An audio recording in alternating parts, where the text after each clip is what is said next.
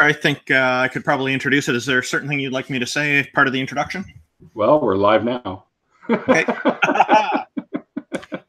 Well, here we are.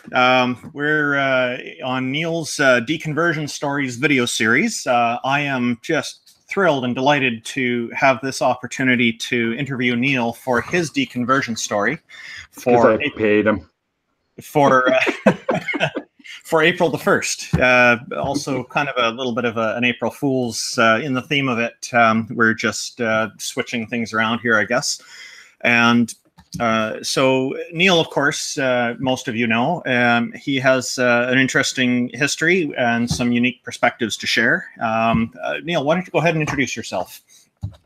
Hi, I'm Neil. This is my channel, and I usually am the guy doing the interviewing. Basically, you guys know me as Neil the 604 Atheist, or whatever. You know, my last name also is Bernstein, so that should give you some example of a little bit of my religious background, because it's quite the what they call it. It's a German Jew name. So basically, I come from Jewish background, but that's not who I was conceived by. So we'll get into that in a few minutes. Okay, so thank you, Neil. You're heavily involved in heavy metal music, which is sometimes vilified as evil or bad influence by some religious people. What are some of the common attitudes about religion that you find in the heavy metal scene? And I guess with atheism as well. Some of the... Oh, I'm hearing an echo there, but... Oh, let me just mute what I've got going on here.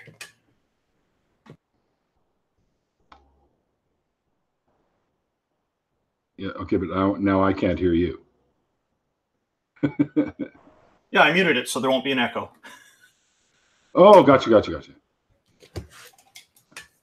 Okay. Okay, give me a second here. You said something about the heavy metal music scene, and religious people always tend to say that it's somehow satanic or something like that. You're muted. Did I mute you? Because I don't think I muted you. Okay, yeah, I'm interested to know about what you do in the heavy metal scene. I know that you're a singer, but perhaps you can tell the audience a bit about it, and perhaps also provide some perspective on how religion and how atheism factors into the heavy metal scene, because I'm sure you're attuned to that. I don't know if I would say that it really cares much about atheism or theism. I mean, you've got metal bands like Striper, you've got you know, a Good Blood or whatever the hell their name is. Anyways, there's religious heavy metal bands too. So I have happened to written a couple of songs that are themed in atheism. One of them you've heard, called Let It Go, which has absolutely nothing to do with the Frozen tune. It was very nice. I really like that one. Oh, cool. And I don't know if I'd say we're like a full-on heavy metal band, because because you've been to our jams, that we do sort of bluesier rock. We do lower key, kind of acoustic-y stuff. Our stuff's pretty much all over the spectrum, which I think is a way for us to sort of pay homage to all the bands that influenced us when we were younger too, right? So but definitely, I know that a lot of fundamentalists believe that, you know, there was a comedian that talked about this one time, where I think it was Bobcat Goldthwait, where he was talking about how Satan writes all the rock songs or something like that. And he said something like along the lines of, oh yeah, I could just see good old Beelzebub down in the bowels of hell saying to himself, oh, I need a new song. Let's see. We are the world. We are the children. You know, I could just see, yeah, good old devil writing something like that, right? Oh yeah, so, and playing it backwards, right? yeah, and then playing it backwards. Yeah, that whole back masking bullshit was pretty funny. But anyway, other than that, I guess I grew up mainly listening to the harder edged music, but I also had a love for classical music and a lot of blues and jazz too. So And I think that comes through in some of our music. So, how did you end up getting involved in the band in the first place? It's a lot of time people don't really talk about that, so I'm kind of curious. Like, you just had inspiration someday, or somebody's invited you, you tried it out and found it was interesting, or was there something else? Well, I could actually go way back. To, I think, when I spent my time in Israel, there was a bunch of musicians that were there in the group that I was there with, Americans and Canadians, kids. And there was a drummer there and a guitar player who also played keyboards. There was another guy there who played bass guitar, and of course myself and one of the other guys could sing. So we threw together kind of a band there and did a couple of performances at the kafar, which is very similar to a kibbutz that we lived at. And I kind of fell in love with the whole performing thing at that point. And then throughout, when I got home from Israel and up into today, I've been in and out of musical acts since then, with all kinds of stuff, a lot of cover band type stuff. And I was in a band called Unglued for a while that we did some cover band stuff. And the current drummer I have now was in that band with me as well. So I think I've been going strong with the music from at least mid-90s to now. So with little bits and pieces in between the 80s from when I was in Israel to that point, but nothing serious. It's like just bullshit garage bands and stuff. I even tried to be a drummer for a punk band once, and that was a disaster. Well, after hearing you and your buddies play, my opinion is that you're better than you think you are. I probably shouldn't say that to you, but so it's I think if you kept at it, you'd probably be able to release some really nice records. So, well, thanks, dude. I mean, It means a lot when people give me some positive feedback for what we do. Is that, I write all the lyrics. All the lyrics are mine. Some of the music comes out of my head as well, although I don't write sheet music or anything. I can barely read it, but I'm all by ear. So, I'll do chords. I'll say, hey, hit the G or the A, and we'll I have an idea for a song in that sort of chord progression. So go from there. So you and I, as I recall, how we met online, we have a common interest in blood donations. I'm fairly new to it, and you've been doing it for quite a long time. You've managed to get hundreds of people involved in it, which is fantastic. For me, I love the idea of how blood donation is helping people I don't even know, and you seem to like that too. Would you like to talk a little bit about that and what the background of how you got into it with your father and whatnot? I see you taking the selfie with your father each time at the. It's wonderful, actually. Yeah. So, go ahead. Yeah, which I got the next time we're there, you got to do one too, man. I forgot to get you to do one last time because you're a member of my group now too, right? Absolutely, and I'll add it to the collection that I put on my Facebook page. I have lots of pictures of people that take pictures of themselves with my dad when they donate, the members of my group, including my roommate, my little niece, my cousins, my friends that are all involved. So there's at least about 12 of us, I think, of that group that do that. Mind you, it's tough to get the rest of my group because I have over 200 people in the group now. I think there's 212 now. I think you became number 212. I think you're the last one to join, as far as I know, because I haven't been able to recruit anyone since you. I wonder if there's something to that, Randolph. No, I'm just kidding. If it is, it's not intentional. I'm joking, anyways. So, as I understand it, your father has quite the record, and you're wanting to honor him by exceeding that record. And I think that's a really wonderful way to do that. Maybe you can get into that a little bit. Well, I can actually take everyone through the entire story of how it all got started. My dad, who was British Columbia's highest donor, at least at the time. I know that there are a couple people that have passed him now, which I'm pleased to say, because the more donations, the better, obviously. But when he passed away, he got colon cancer, and he had to stop donating a little over a year before he actually passed away. So, but he did manage to hit a large number of 532 donations. So that's pretty good. And a lot of those piled up when he started doing the what do you call it? Not the whole blood, but the platelets. That's what it's called. He'd go in and do platelets. And you could do that every couple of weeks, right? So he'd be in there every couple of weeks for an hour or so donating platelets, or almost 2 hours, actually, I think it takes. Because what they do is they literally take all your blood out, or lots of it out, remove platelets, and then pump the whole blood back in. So all they're actually using is the platelets, and you're getting your blood back.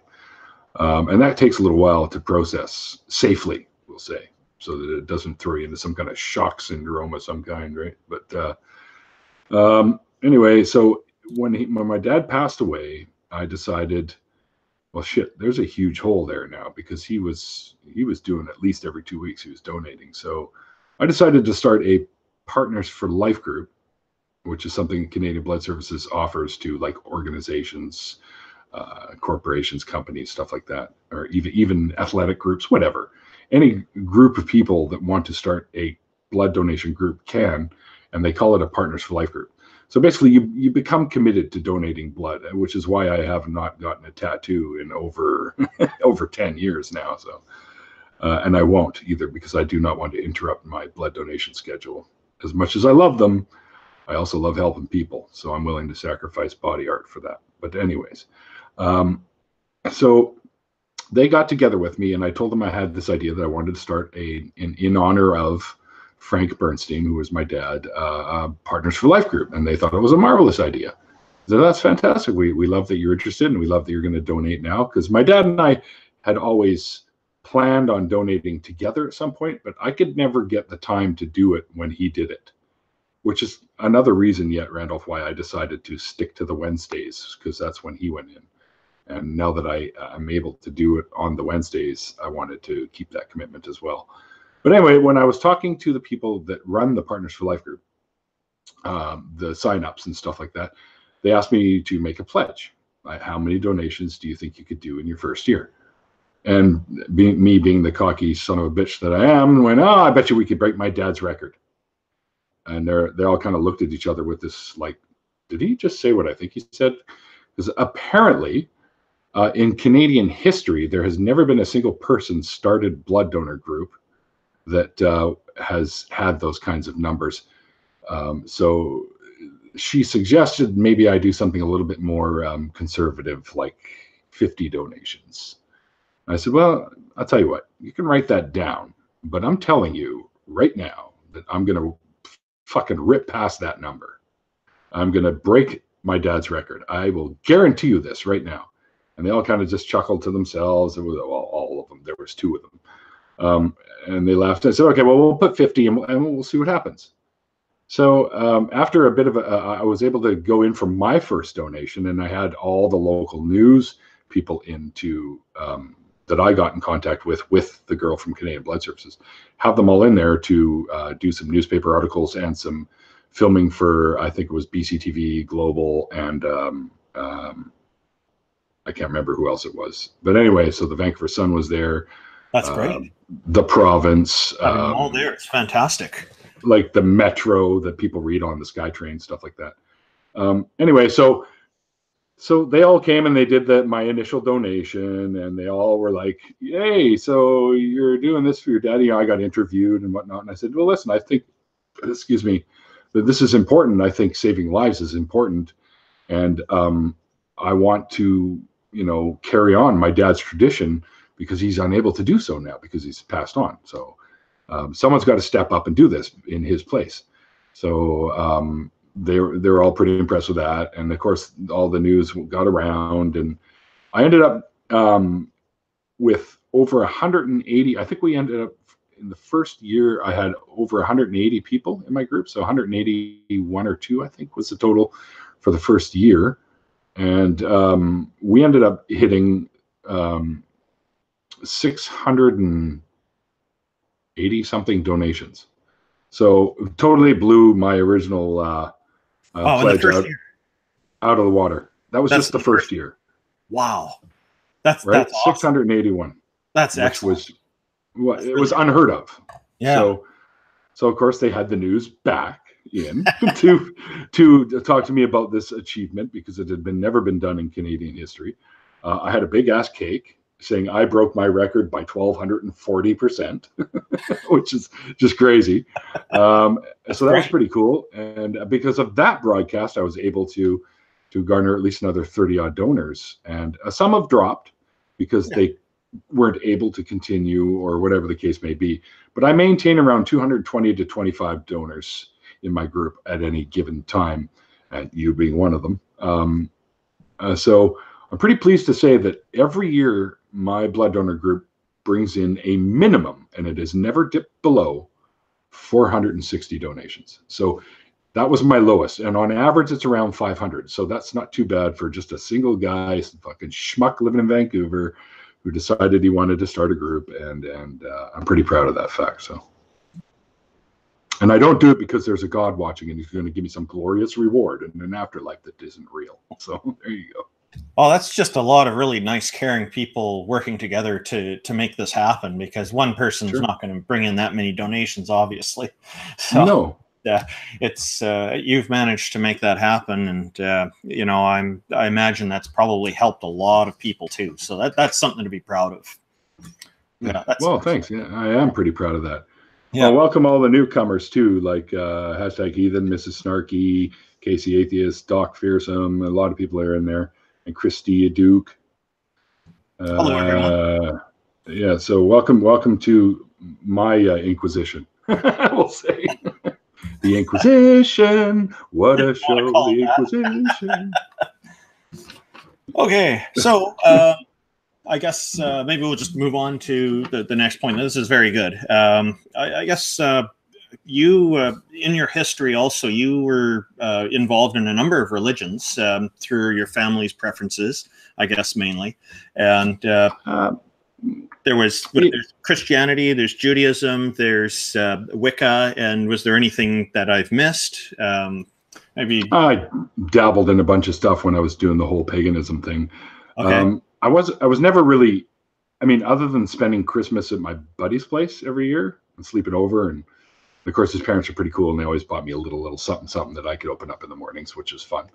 And of course, the neighbors on either side of us were also Christian. There weren't too many Jews in our neighborhood because I was raised Jewish. We had a few in the neighborhood. And of course, they were always over at our place having parties and shit like that. So I was actually conceived by a Christian couple.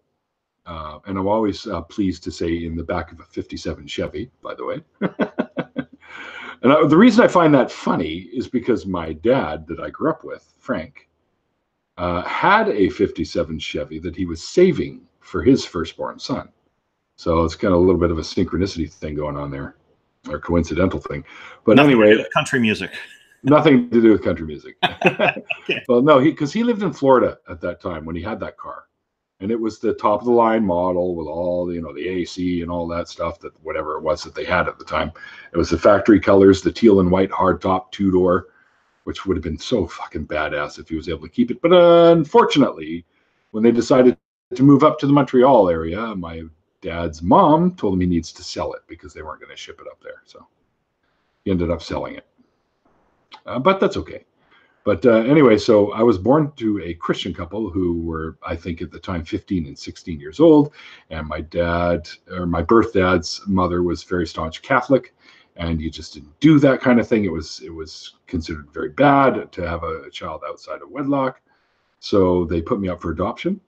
And I was taken home about 10 days after my birth, or 11 days after my birth, by my parents that I grew up with, which happened to be Halloween because I was born on the 20th of October. In 1966. Yes, that's right. I'm old. Anyways, someone's like, synchronicity. That's a word I haven't heard in a long time. I've used it from time to time. Actually, 3 times today I've used it at work, but that's okay. Anyway, so I was born to them and brought up in a Jewish family. So I was born to Christians, Catholics, and raised in a Jewish family. And I, of course, one of your questions that I read that you were going to ask me about was the whole Sunday school sort of thing. Well, we had something, it was along the same lines, but of course about Judaism, but we called it Hebrew school. And I went twice a week. It was usually the Wednesday after school, and usually on the Saturday after the synagogue or the ceremonies for shul had finished. Of course, I never had to go to my dad was generally the one that went to that, and then my mom would show up later with myself and my sister, and we'd go to the schooling part. But yeah, so I remember being in those courses, or the school there, learning about all the old biblical stories, like the typical ones that you hear of, like the David and Goliath and the Samson and Delilah and all that stuff from the Old Testament sort of shit. So, and I remember there being somewhat some historical fact to some of these stories, but most of it, and I remember thinking even at that time that there's just no way this stuff can be real. So even at that point, I was thinking of the stories, at least, were somewhat mythological, probably used for metaphorical purposes or whatever. So I didn't really put a lot of stock in them, but I still believed that there was a God of some kind. You had you were starting to develop quite a bit of doubt at a young age, or do you think that doubt was already there and you're just, how did you think that came about? Well, I just think, you listen to some of these stories, especially the flood and the Exodus out of Egypt and stuff like that. Some of these stories and at that time I had no idea that there was no archaeological evidence for it, but I just thought that can't be right, because it's not that fucking far to where they're going from Egypt. I even knew that back then. So I'm like, there's something, this has to have different purpose, because it can't be an honest to goodness story. And now, of course, we know even more so that just never happened. Both the flood and the Exodus, we know for sure that never happened. Yeah, no matter how flat the earth is. Yeah. Yeah. So. And I just remember thinking to myself, I don't recall ever saying it out loud, but I was a bit of an obnoxious kid. I got kicked out of class quite often back then, but because I was a troublemaker, I was a little hellion. So, but I don't really recall getting confrontational about it. I kept asking. I remember asking one of my teachers, Mrs. Cohen, if I'm like, is this real stuff or are these just stories? And she said, oh no, it's real. I'm like, okay, sure.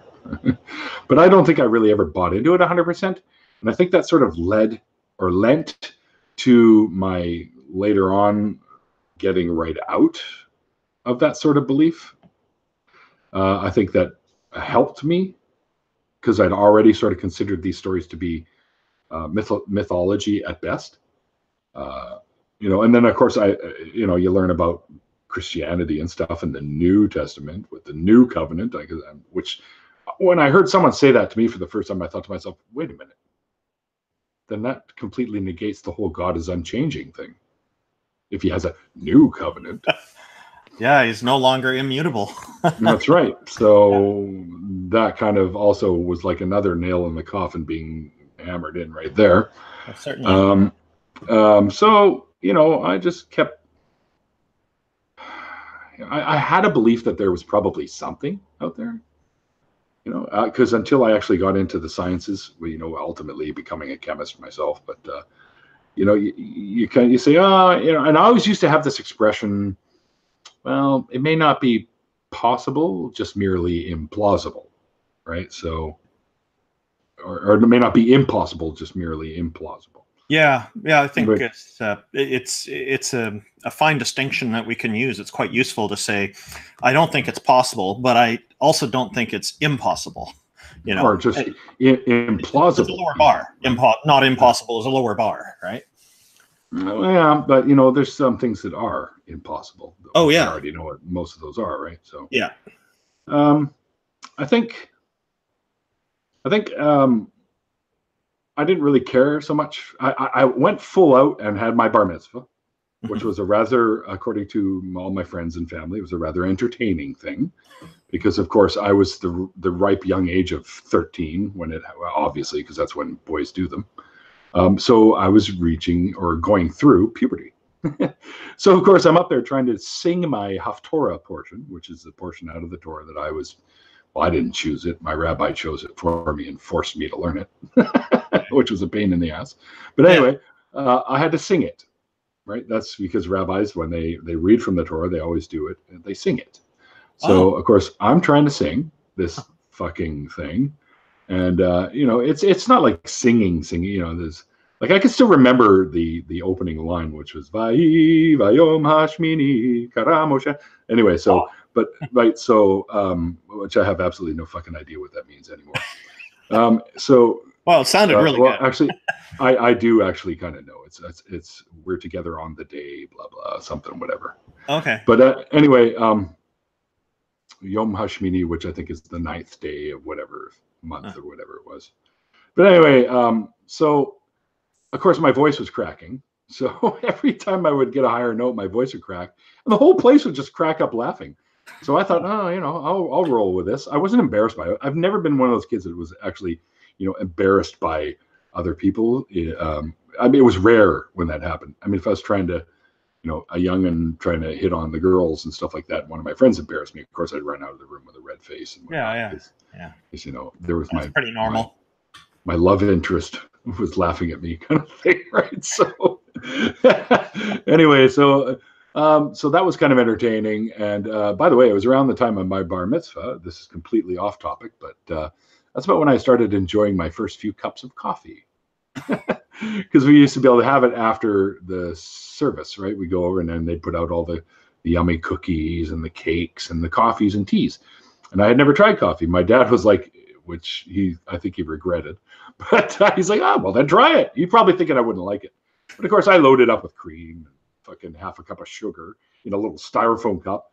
And I loved it. I loved coffee right away. As a matter of fact, within 2 weeks from there, I was always at my mom, buy coffee ice cream. So I was always getting her to buy coffee ice cream and stuff.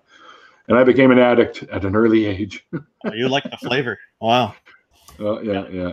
Loved it. I loved the coffee. And I remember sneaking extra cups after my folks were like, only have one. And then I'd sneak like 2 or 3 more. And of course, they were wondering why I was bouncing off the walls at night and not going to bed. Oh, yeah. Of course. But back to the deconversion part of it is I think at the point where my bar mitzvah had come and gone, and I was relishing in all the gifts that I get, because trust me, if you're Jewish and they ask you if you want to have bar mitzvah, have a bar mitzvah, lots of presents. And bacon and legs. I like it. That pure ostentation. Wrote that. That's a good joke. So this my is 2 favorite things. Yeah, this is sort of reminding me of South Park episode where they were talking about Christmas versus Hanukkah, and they're saying you get presents for 7 days in a row with Hanukkah. And then Eric Cartner wants to switch to become Jewish because he wants a longer Christmas. Yeah, exactly. Well, except it's not the same, Yeah. Sure, we get 8 days, but it's always some little dinky fucking stupid thing. Yeah. Like some, like a little box of Lego one day, or a record that you wanted, or new underwear. And it's like, fucking whatever, toss. Use something I can play with. But one of the Hanukkahs, one of the last Hanukkahs where we were still doing the whole gifts things, is when I got my first chemistry set, funny enough. So me upstairs in my room trying to blow the house up, mixing them, which you can't do with these things because they're totally benign chemicals and stuff like that. They're low grade shit. So, but I had fun playing with them. I think I used all of them up within like 3 weeks. And my mom was like, well, now you're going to have to go buy your own. So I'd have to go and do my own. And then I got into art. So I ended up doing art stuff. And anyway, so after, I think I was about 16, 15, I was in Israel at the time, and getting to know a lot of the Israeli people. I'll tell you what, for a country that is a Jewish country, most of the people that I met there weren't overly religious. They were quite secular.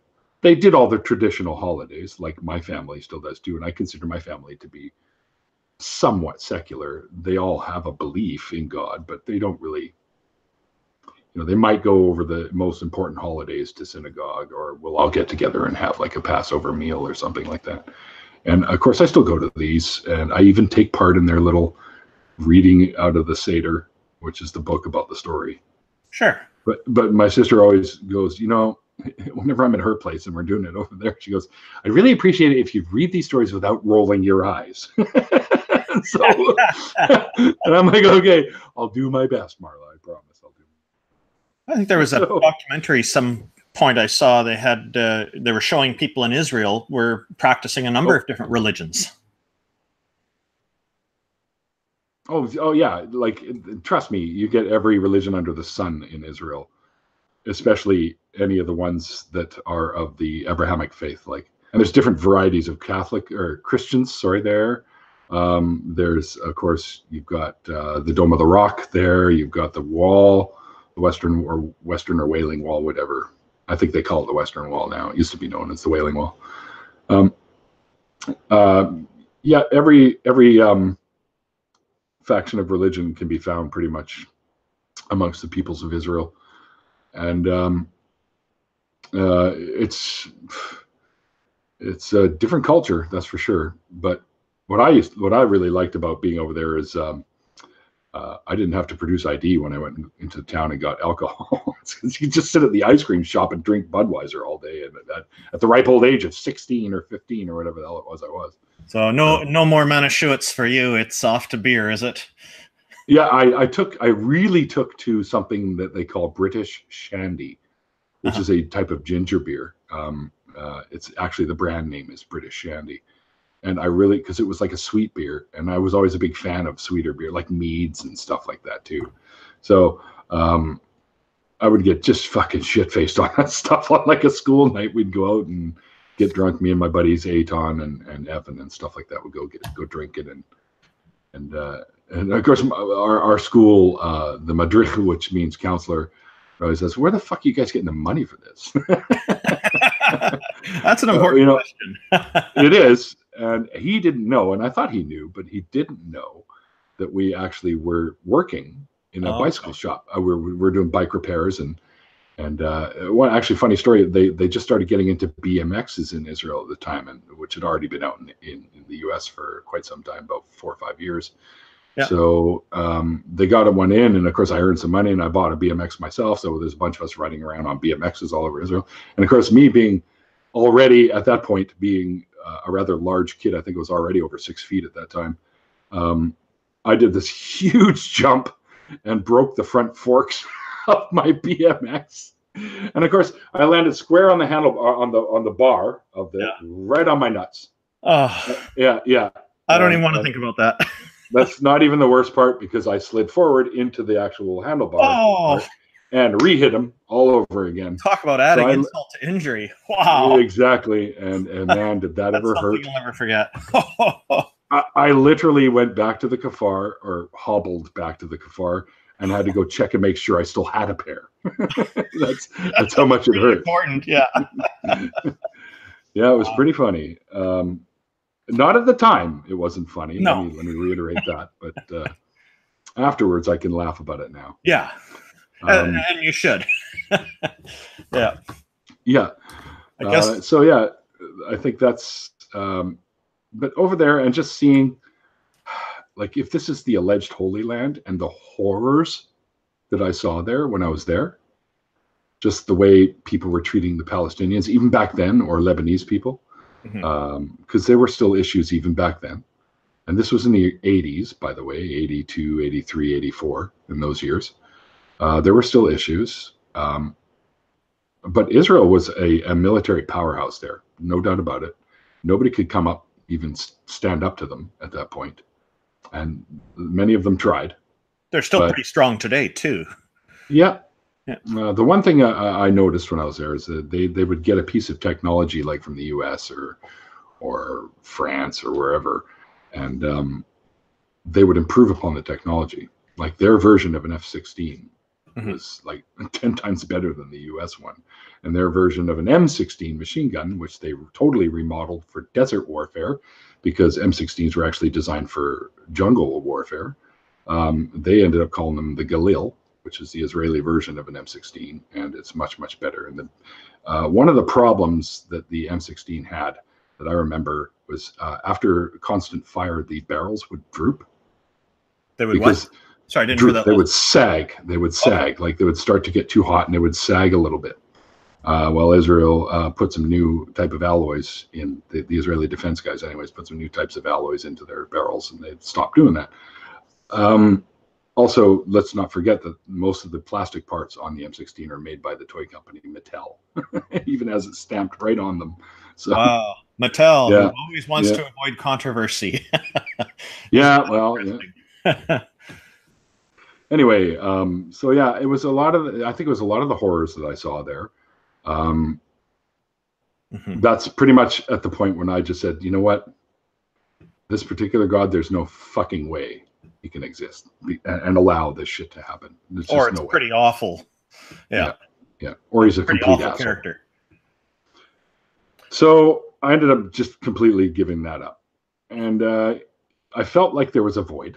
So when I got back to this side of the pond, I got, into some new groups of people that I hang out, to hang out with. And I started meeting people that were into sort of more different belief systems, we'll say, more esoteric-y type ones. Like they believed in like crystal healing and Wicca and I thought, well, that's kind of interesting. Let's see what this is about. So I was involved with that stuff for a lot of years. I dated a couple of girls that considered themselves to be witches. So I would, play along sort of thing, and got involved with that. And then I got into Rosicrucians. I don't know if you know who they are. That's more of an Egyptian thing. No. Rosicrucian movement. Yeah. And LaVeyan Satanism. that one's quite well known. Yeah. Yes. And I used to read stuff by Aleister Crowley, and I actually have his tarot deck, which Snarky already knows. She's seen them.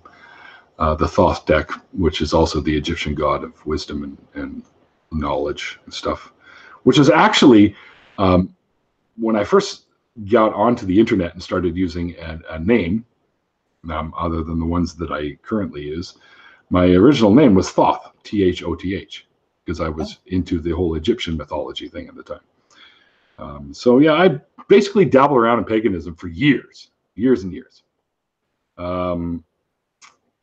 I remember trying some spells that just never came to fruition. I think I've spoken about these before.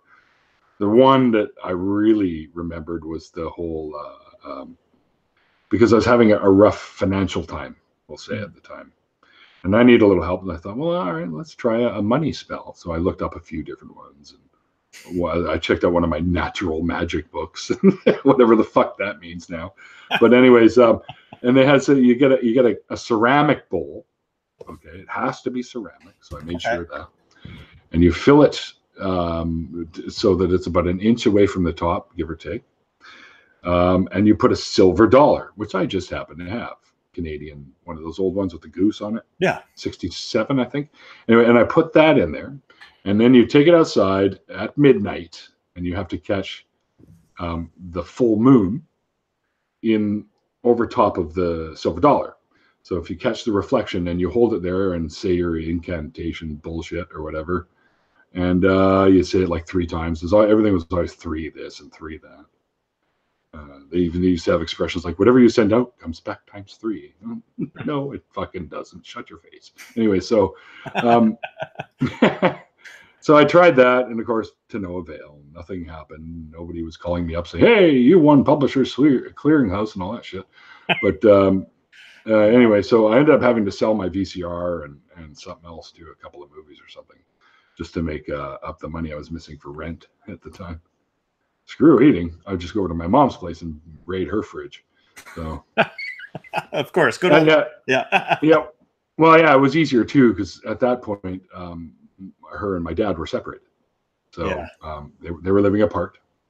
And the really cool thing about that is, I think it was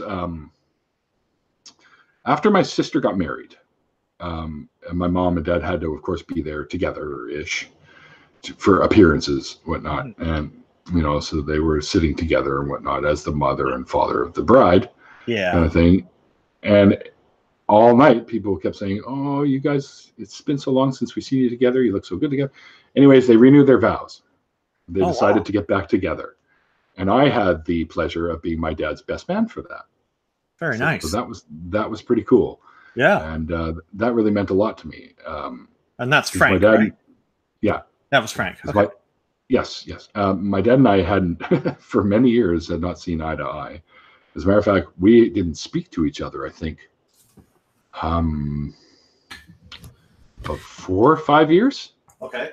Just because of a falling out, because of something that my sister and I were discussing that he decided to butt his nose into. And it's just kind of my sister and I had a party over at my mom's place, and a couple of my buddies were over there, and they were pretty shit-faced. Oh, wow. And one of them was in the bathroom, and he had brought in, for whatever reason, he brought in a bag of chips with him into the bathroom. And I guess in his drunken stupor, he had picked up this thing on the counter that looked like chip dip, except it was not chip dip. It was some sort of a chunky, pasty thing that women put on their faces to soften the skin, etc. And he was like, and he tried a couple of bits of this stuff, and of course he like threw it down on the ground, and my sister thought that somebody had stolen it, and I said, no, you'll find it over in the bathroom, probably in the trash can. And of course my dad came in because he heard that one of my friends had stolen something, so he was going to come and give me some discipline. And at that point, I was already pretty much almost twice his size. So he didn't have a problem manhandling me back in the day.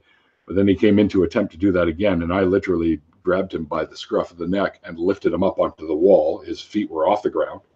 Wow. And I said, that's the last time you're going to do anything even remotely close to me, to me, my old man, or old man.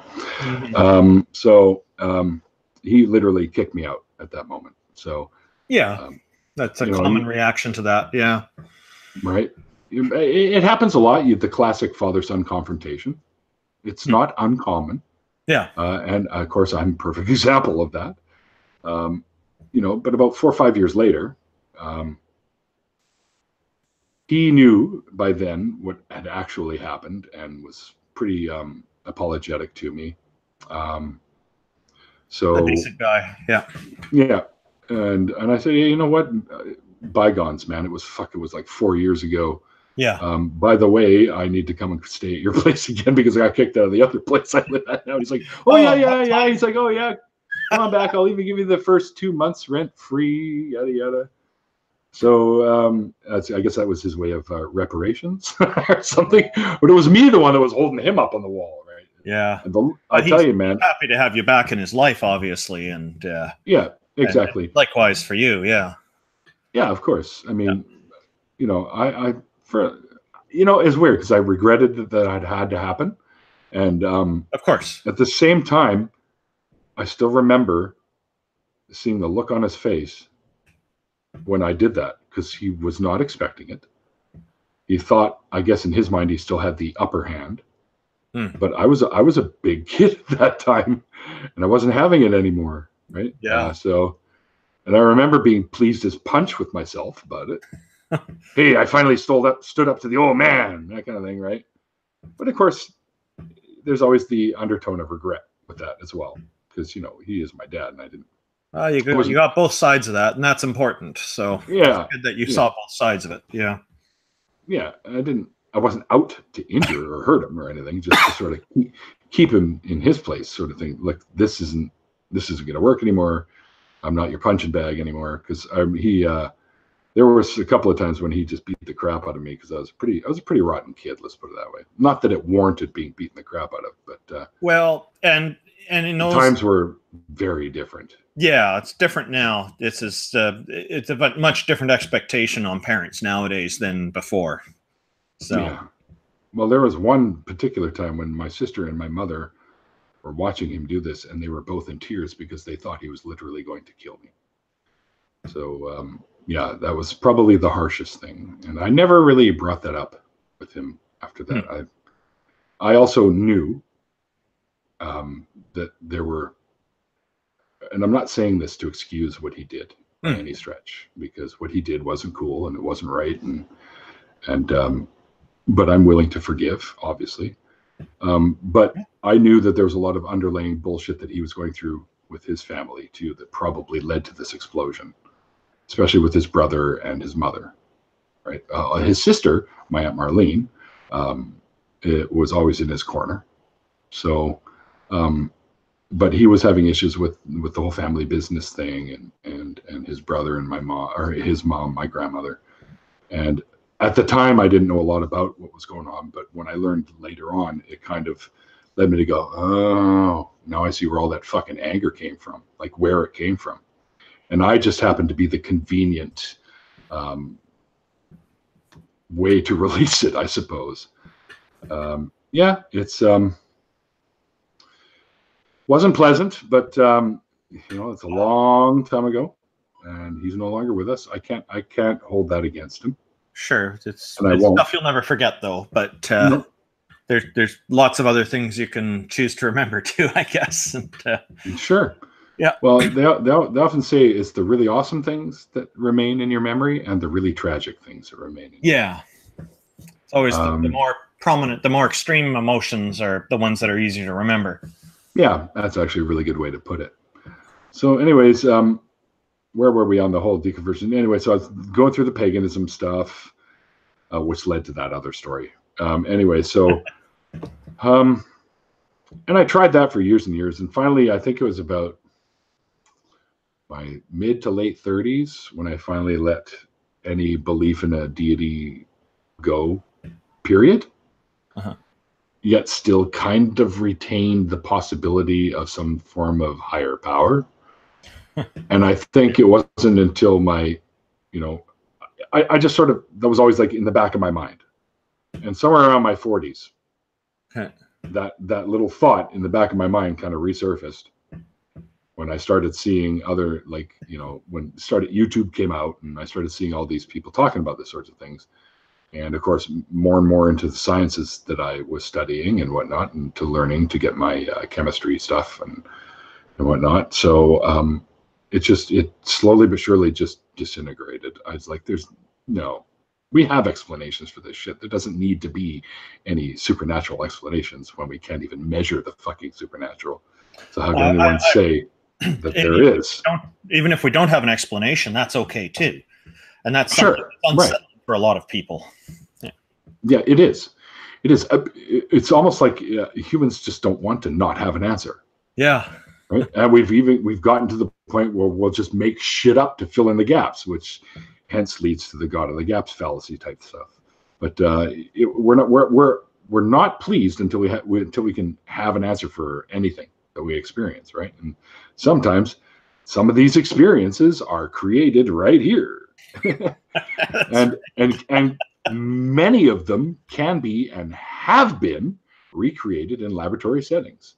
The feeling that someone's watching, the voices you're hearing in your head, all sorts of things have been recreated in the lab, right? And you don't always paralysis, and you don't always need drugs for that.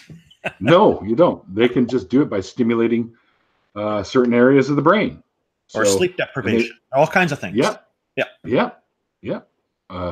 They say the average person hallucinates 4 to 5 times a day, and that could be visual, it can be your nasal, like your sense of smell, it could be taste, it could be hearing, olfactory, otic, or auditory, or whatever the hell it is, and your sense of taste. You can taste things that aren't there, right? And it happens to the average person. They say, I haven't recently checked up on that stat, but it's about 4 or 5 times a day that people can have these things, possibly even more.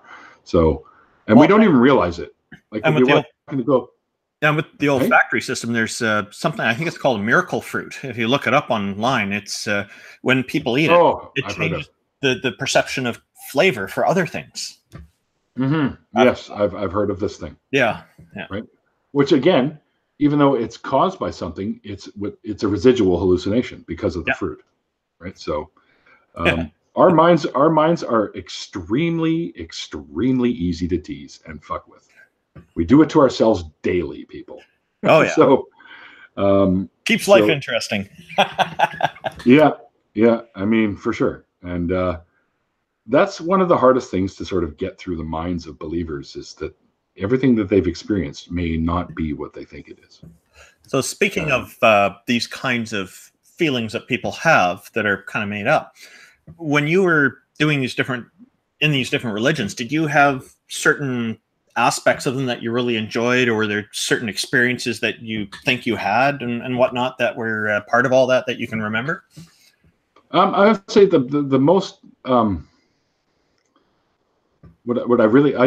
the whole mystery of it and the whole element of badassery that kind of goes with it.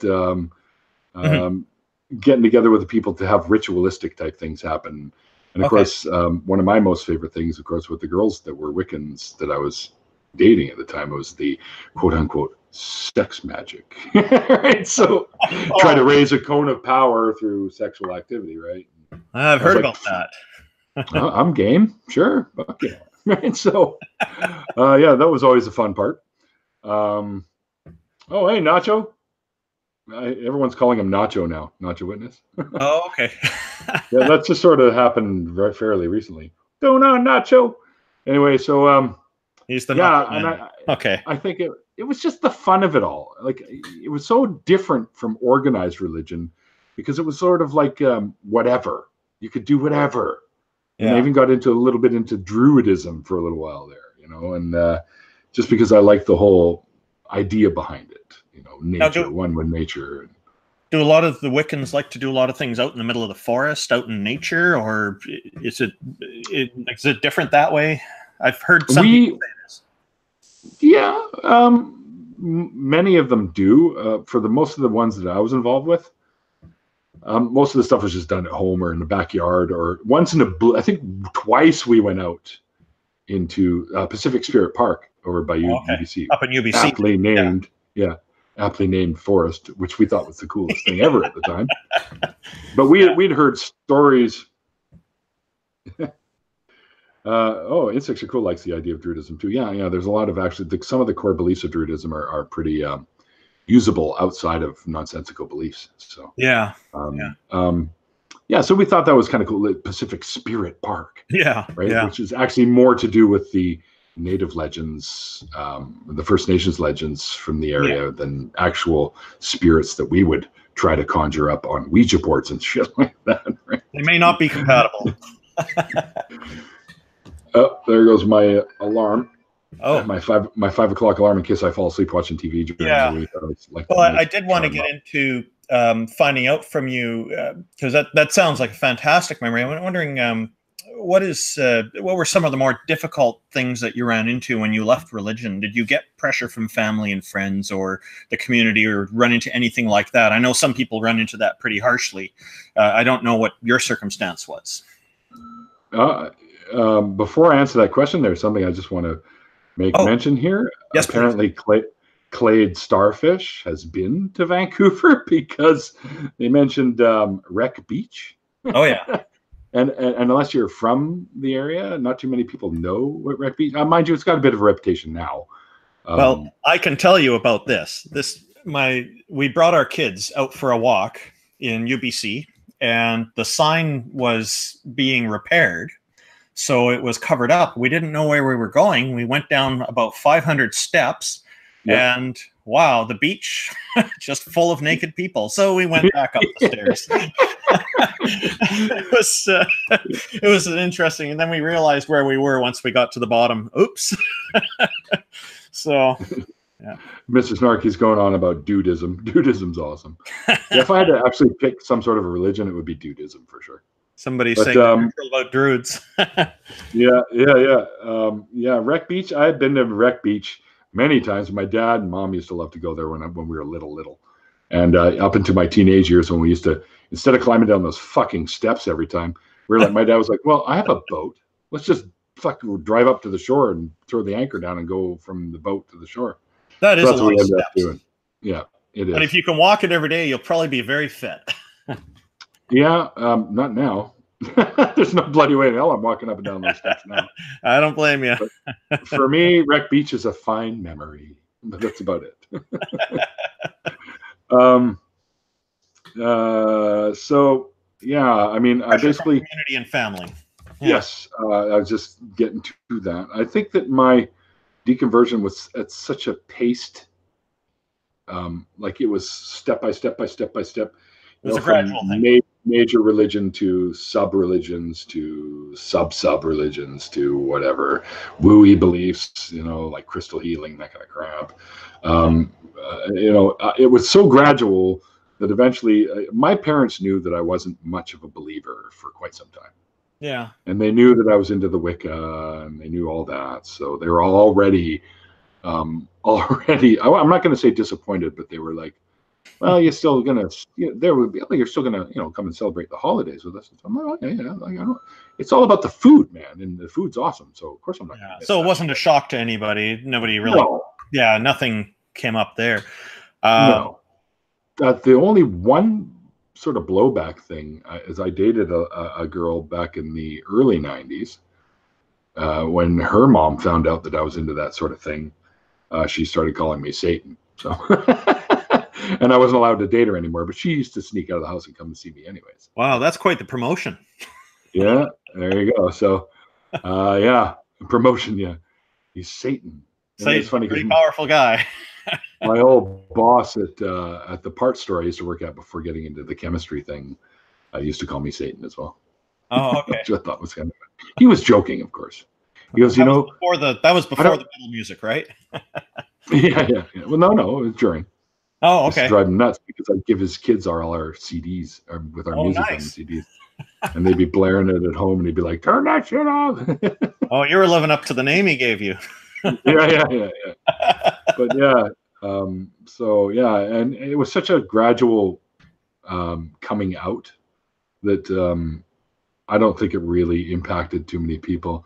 But to this day, though, like every time I get together with some of the family for the big picnics in the summertime and stuff like that, there a few of them will, "Oh, you still an atheist?" Yeah, still an atheist. That's not going to change. Hence the shirt I'm wearing says I'm an atheist or whatever, right? So yeah. Oh, that's funny. Yeah, people presume it's temporary. I've run into that too. It's fairly common. It's by the way, since it's my deconversion story, we don't have to stick to the structured hour, by the way. So if you've got more questions, go for it. Oh, yeah. I was just wondering if you had some advice for people who are maybe in a situation where they want to leave religion. Like, on these forums, I've noticed sometimes teenagers will come along, they're still living at home. And so we're telling them, be careful with this. Maybe don't make a big deal of it until you're on your own, because if you get kicked out of the house because they're concerned about that, then, that's an issue. So they have to really think carefully about what they're doing. And usually the advice is wait until you're on your own. But I mean, for adults, I guess, who are in these kind of situations, would you have some advice for them to kind of make it easy for everybody around them as they come out? I guess a gradual approach should be something that you might try to, I'm not sure if you would have some kind of ideas like that. For a lot of people, especially if they come from more fundamentalist backgrounds, like say something like Mormonism, or like my friend Nacho there with Jehovah's Witnesses. And actually, one of the stories that I had on my channel that still kind of stands out to me a little bit is Nacho's, and another guy named Humanobo, who was an ex-Muslim.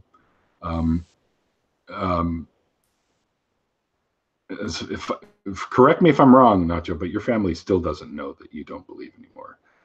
It's tough. There's a lot of people that are stuck in these situations where they would literally, and they're dependent on their family currently for whatever situation, for whatever reason, the situation makes it that way.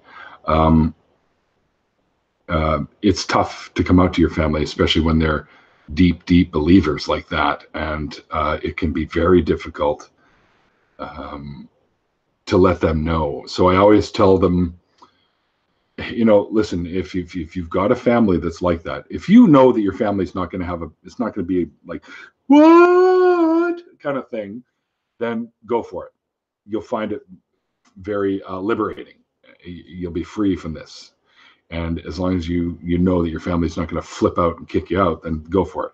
But if there's anything that is going to somehow backlash on you that could bring harm to you or ostracize you at a time when you probably wouldn't need it, then hold off until you feel that it's safe for you to do so, whatever the situation might be. And everyone's going to have their own reasons for doing it and their own reasons for not doing it. And it's tough because a lot of the fundamentalist believers that these people are trying to tell that they're no longer believers, it never goes well. Like, I've heard stories of people being unfriended, being basically kicked out of the family, etc., etc. I've heard quite a few stories through these deconversion stories, and that's one of the reasons why I feel these kinds of stories need to be heard, because as we're talking about these situations, especially ones like that where it can be pretty harsh. I mean, in some situations, people can even be killed for being apostates, even though, from what I understand, in Islam, anyways, there are no commandments in the actual Quran itself to say kill apostates. That's all within the hadiths and stuff. So actually, there is under Quran 489, they have an edict to kill anybody who doesn't believe. So it is actually. Are you sure it's anyone who doesn't believe, or someone who leaves? Anybody who's if they've left the religion, then they should be killed. Don't take a friend among them and kill them. It is there 4:89. If you look that up in the Quran, you'll see it's pretty plainly worded there. Yeah, I do remember that one. But yeah, I do agree with you. The hadiths do have more of this kind of stuff in it. Yeah, absolutely. Yeah. Yeah, that's where a lot of the really poisonous shit comes from. So what I always try to tell people, I'm always very thankful that they have chosen to come and talk to me about it. It gives me a way to know some of these people that I've made connections with a little better. And it also, I believe, in turn helps people that might be watching. They might be able to identify with a lot of the things that some of these folks are speaking to me about. They go, oh my gosh, that's so similar to what I'm going through. I'm going to stick around and hear how they dealt with it, and maybe that might work for me, or maybe I'll hear another option that might work for me. So the intent of these discussions is another way for me to somehow help out with people that might be going through difficult times with this kind of thing.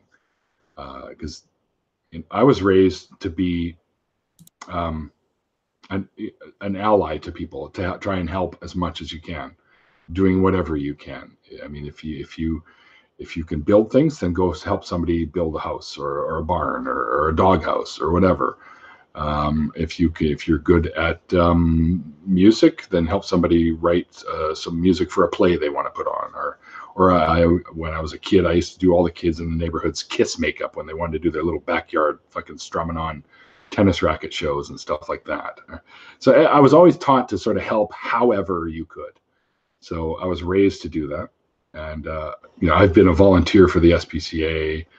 I've been a volunteer at summer camps for kids, some of them being troubled kids, because being one myself, I was able to relate and help them. I've counseled kids. I've worked in charities before, most notably the Variety Club and Ronald McDonald House. I still, to this day, once we get Lifeblood going again, we'll be collecting money at the shows for Ronald McDonald House and Variety Club, because those are the charities that my father got involved with too. And we also, I also try and always get people to sign up to my Partners for Life group at these shows too, to help out Canadian Blood Services as well. So yeah, it's about stuff like that, and I do as much as I can. Hell, I've even done some. Yeah. Oh, absolutely. Our communities are what makes us strong. So the stronger the community, the better off we are, right? And I'll even go to the Jewish Community Center and help them out there once in a while. I even they interviewed me for an article in the Jewish Western Bulletin about that, and also about my music and stuff. And it was a multi-tiered one about the volunteer work that I'd done at the JCC, which also was including that counseling stuff, and other things. So yeah, I was just raised to do whatever you could for the community you lived in, to give back somehow. Because I grew up playing youth sports like baseball and soccer, and I was terrible at soccer and baseball. It's funny because my dad was an umpire in the league, the kids leagues there, and the baseball park was right in front of my house when I grew up. So for me, it was easy to get there. I could walk across the street and I'd be at the game. But my dad was like, "Oh, you should get in." Yeah, I guess he wanted me involved in these things just so I'd stay out of trouble. But I was never really good at it until after I got out of it. Then I got much better at the sports thing. So yeah. But I was able to, in my whole junior baseball career, I was able to save the game twice with a home run. So, and that's an exhilarating feeling, being lifted up by your whole team. And you're like, "Holy shit, don't drop me," kind of thing, right? So, yeah, I think the very best is if every member of the team gets that experience at least once or twice. You know, it's nice for kids to have that. You know, it's they need to experience the failure too, but if there's a combination of these things, it gives them a wider perspective, and I think it's helpful to people in life to have absolutely. That. Yeah, sure. I highly recommend at least trying some kind of sport at some point. Yeah, because it gives you the value of teamwork and stuff like that, right? So yeah. You know, and I was in the Boy Scouts too until I started getting a little bit suspicious of one of the guys who I think years down the road ended up being put away for some of that stuff. You know? I did Boy Scouts too, and my dad pulled me out, and there was no explanation at the time. I think back on it, and I wonder, Mm-hmm.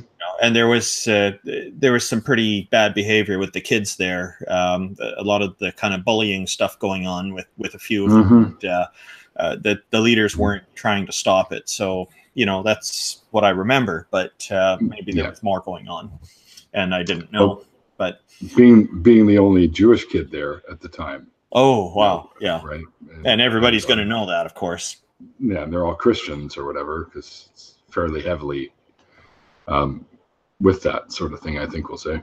Anyway, so yeah. So that's pretty much it, man. And then I just, in my mid-40s, I just found my way completely free. Yeah. So, you know, yeah, I'd say early 40s. That's the default with atheism is freedom, because you don't have a belief in any deities, and there's just really nothing else to it unless you decide to have some reason to justify being an atheist. But I don't even think that's necessary. No. There was. All right, I'm just going to say thanks for sticking with us for as long as you did. #Ethan. I'm glad you enjoyed hearing my story. It's pretty much going to be coming to a close soon anyway, so you're not going to miss much. Oh. But have a good evening. Oh, somebody wrote that? Yeah, #Ethan. I must get going, great. y'all. Have a great night. It was great to hear your story, Neil. So. Oh, yeah. I'm finding quite interesting, too, so I agree with them. I wanted to talk a little bit more about kind of, I guess, a global community perspective, too. Like, from moving away from the religions, I think you probably have some good perspective on what are some of the major problems in the world that religions are causing, like the most prominent issues that I think that you think people should be aware of today? Some of the biggest issues? The biggest problems that religion's causing that you think people should be more aware of, that maybe aren't getting enough attention perhaps, or that maybe just are major problems in the world now. Like, what do you think are the major issues? Maybe the top 3 or top 2 or something.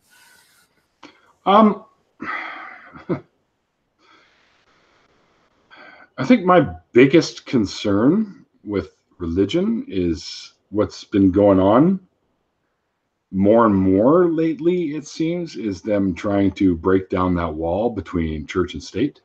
Okay. So that they can get into positions of power to start legislating the way they think is morally superior and taking away basic rights of other human beings that don't quite see things the way they do. And I think that that's a problem. I think once that starts to happen, there's going to be a lot of big problems. So I always encourage people to continue to advocate for a church and state or religion and government remain separate. I used to have a bumper sticker that says, "The last time religion and government got together, people were burned at the stake." So, yeah, it's quite a salient point that one makes. Right. Yeah. And I think that's religion. I've always been of the frame of mind, like, okay, you want to get into these positions of power, you want to invoke these fucking laws that you think are the correct ones that take away people's rights. And I'm going to tell you right fucking now, go fuck yourself until you can even demonstrate that this being that gave these laws to you is even a real thing. You don't get to start legislating how people live and what they can and can't do based on utter nonsense. So fuck you. Prove that all this shit that you believe in is real, and then maybe we'll talk about you getting into a position of power like that. And I think that's the right response. Some people may think that's harsh, but it sounds harsh. Taking away people's rights is even worse. Yeah, based on bullshit. Yeah. Well, it doesn't matter what it's based on. Taking away people's rights is a problem, but when it's based on a belief that's unsubstantiated, yes, it makes it even worse. Yes. Yeah. Yes. 100% agree with you. So yeah, even if it's real, it's still BS. Yeah, right, Clade. Yeah, he's not one to worship, especially if it's real, because look at his fucking track record. So maybe we'll turn the tables around to a happy thing. If you had hypothetically were granted some magic power to be completely all-powerful, omnipotent, you could do anything. What are the, say, top 5 things you would change in the world or in the universe? I think number 1, I would go back to the beginning. Beginning of humanity. Okay. And sort of if I could somehow get in there and make them think more scientifically rather than supernaturally about things, that I might be able to put a stop before it's even born to religion, or religious beliefs. I mean, to have burial rituals and stuff like that isn't a big deal. Yeah. It's a way to send off your loved ones or people in your tribes or whatever. Yeah. And I don't really have that big a deal with that. But if I had the ability to go back, I would somehow let them have the knowledge of scientific ways of thinking of things rather than supernatural ways of thinking of things, and try and put a kibosh. Because I mean, if I was the omnipotent one and I saw what would have eventually happened in our timeline, we'll say, I'd be like, what are you fucking people doing? Because what the hell is wrong with you? So I would try and maybe somehow instill a more skeptical minds into our ancestors to think a little bit more scientifically rather than supernaturally. That definitely. And of course, I'd always also, if I was omnipotent, then I would, I could do all kinds of things. Yeah. We won't go into that. Okay. You have some fun on your own. I'm thinking back to my teenage years. What would I do if I was invisible? Oh yeah, those were good times. Yeah. We don't need to dig bad too times much there, into but mostly that. good times. Yeah. Hopefully, lessons learned. All right. Yeah. I think that would be the biggest thing I would do if I could alter the way our ancient human ancestors thought about things so that it never led to a religious belief type system. I would do that for sure. Yeah, make people more inclined to have a more skeptical viewpoint on things, more critical thinking, making it more innate then. Yeah, exactly. And let's not bullshit each other here. Humans are always going to find reasons to kill each other. I mean, we've been using the stupidest fucking reasons as excuses to do so for how many centuries?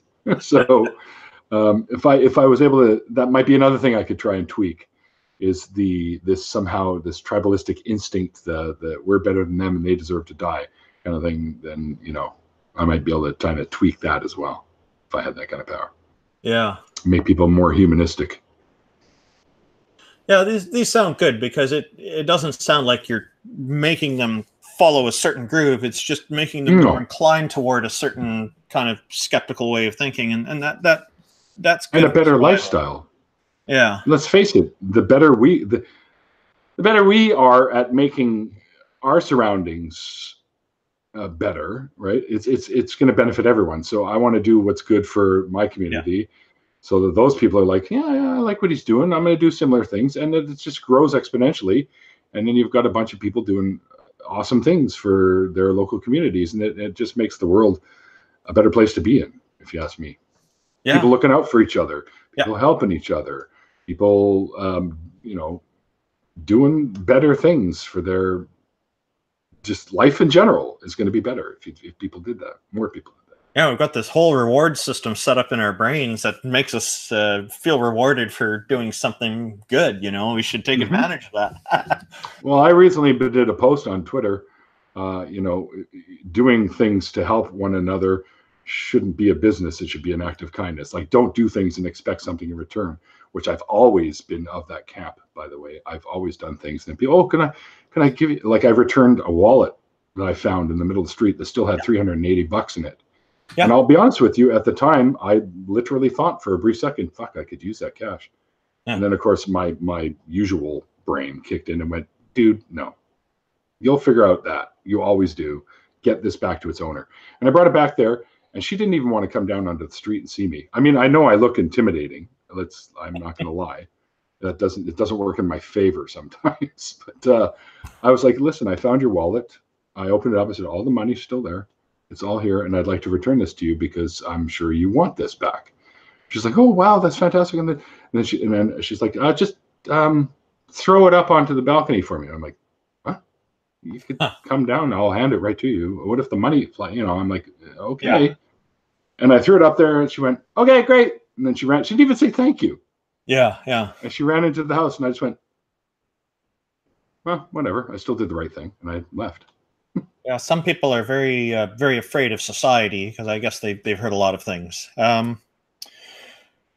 There's a claim I've encountered online a few times that it's about time for atheists to take responsibility for other atheists being bad actors and picking on them and things like that. And why do they think this? Yeah, they want to limit people somehow on how they communicate, right? And they don't like it.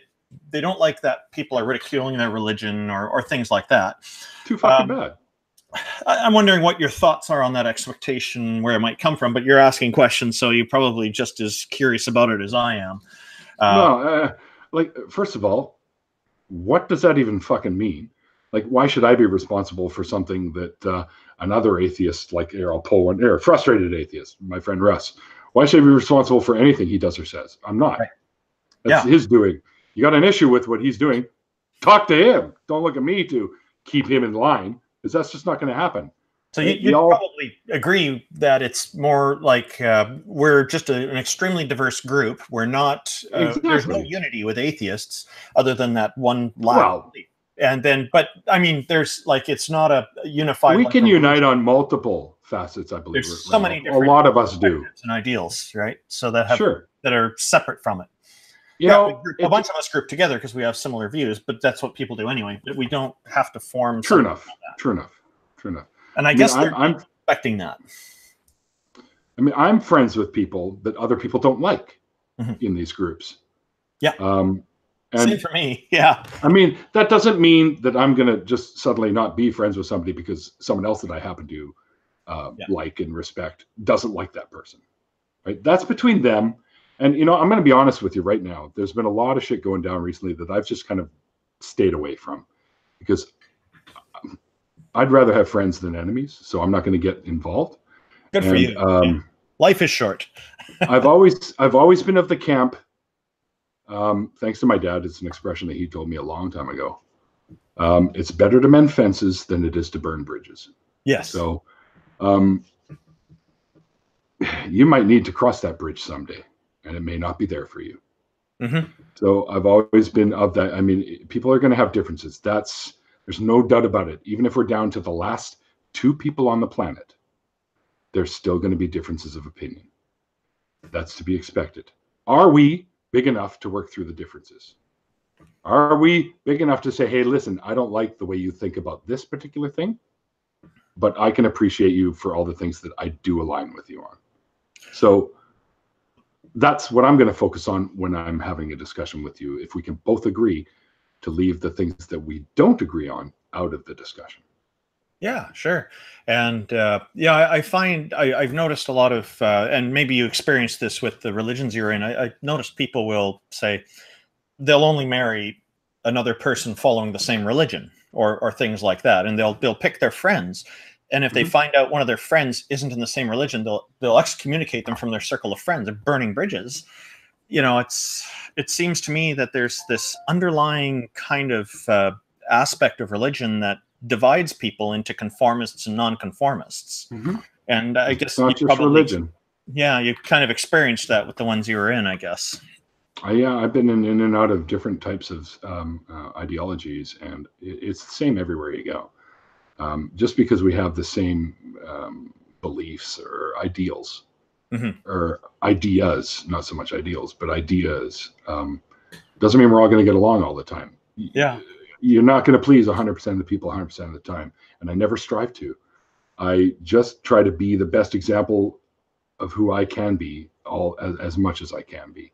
And I try to be somewhat influential, if I can, to inspire other people to think that way too, or to behave that way. Like, listen, man, you're going to find that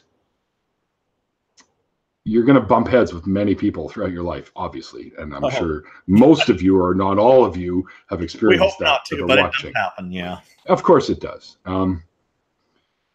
I've always been, and for most of my life, it's worked out fine.